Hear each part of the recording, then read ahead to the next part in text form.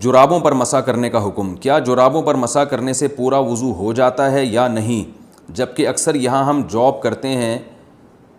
Job کرتے ہیں وہاں بار بار جوتے اتارنا یا جرابیں اتار کر پاؤں دھونا مشکل ہوتا ہے۔ خرم صاحب کویت سے۔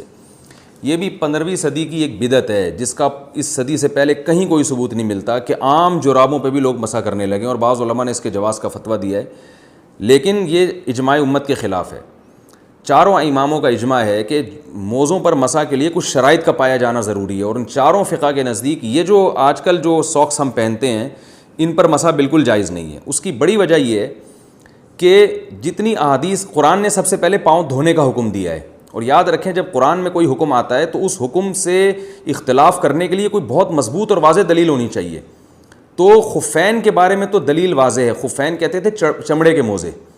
تو چمڑے کے موزے یا وہ موزے جو چمڑے جیسے ہوں جن میں پانی نہ جاتا ہو، یا وہ شرائط جو فقہ کی کتابوں میں لکھی ہوئی ہیں۔ تو قرآن نے چونکہ پاؤں دھونے کا حکم دیا، اگر قرآن میں حکم نہ ہوتا پھر ہم کہیں سے بھی کوئی بھی روایت ملتی ہم لے لیتے، لیکن قرآن نے چونکہ پاؤں دھونے کا حکم دیا ہے واضح لفظوں میں، تو اب وہ متواتر قطعی ہے، اس سے انحراف انہی خاص شرطوں کے ساتھ کیا جائے گا جن پر بالکل واضح اور صریح احادیث موجود ہوں۔ تو واضح اور صریح احادیث صرف خفین کے بارے میں ہیں، اور خف عربی میں کہتے ہیں یہ جو چمڑے کے موزے ہوتے ہیں ان کو خف کہا جاتا ہے۔ اسی طرح بعض لوگ کہتے ہیں کہ جورب کے بارے میں، جورب بھی حدیث میں آتا ہے کہ نبی صلی اللہ علیہ وسلم نے جورب پر مسح کیا۔ یاد رکھیں نبی صلی اللہ علیہ وسلم کے دور میں یہ والے جورب تھے ہی نہیں۔ یہ جو ہم موزے پہنتے ہیں نا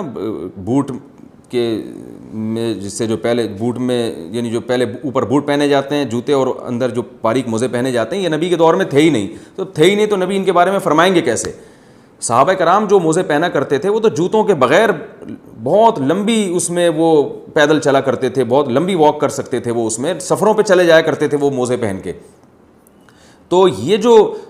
آج کل کے موزے ہیں یہ نبی صلی اللہ علیہ وسلم سے اس کا ثبوت ہی نہیں ملتا، تو اس کے بارے میں احادیث خاموش ہیں۔ تو اس لیے اس کے بارے میں یہ فیصلہ کرنا کہ اس پر بھی مسح جائز ہے یہ کسی بھی حدیث میں نہیں ملتا، کیونکہ جورب کا جو تذکرہ حدیث میں آتا ہے تو جورب خفین کو بھی کہا جاتا ہے، یعنی جو جس کو خف کہا جاتا ہے نا، جو چمڑے کے موزے ہوتے ہیں یا چمڑے ٹائپ کے موزے ہوتے ہیں، تو جورب اس کو بھی کہا جاتا ہے۔ تو آپ جورب سے یہ والے جورب مراد لے لیں، یہ کسی امام کا مذہب نہیں ہے، نہ اسلاف میں سے کسی ایسے امام سے ثابت ہے جن کی امت میں اتباع کی جاتی ہے۔ تو یہ آج کل ایک نیا فتویٰ آیا ہے جو چاروں مذاہب کے بھی خلاف ہے اور قرآن و سنت کے بھی خلاف ہے۔ اس لیے ہماری رائے میں اگر امام نے ایسے موضوع پر مسح کر کے نماز پڑھائی تو وہ نماز ادا نہیں ہوگی، آپ کو نماز لوٹانی پڑے گی۔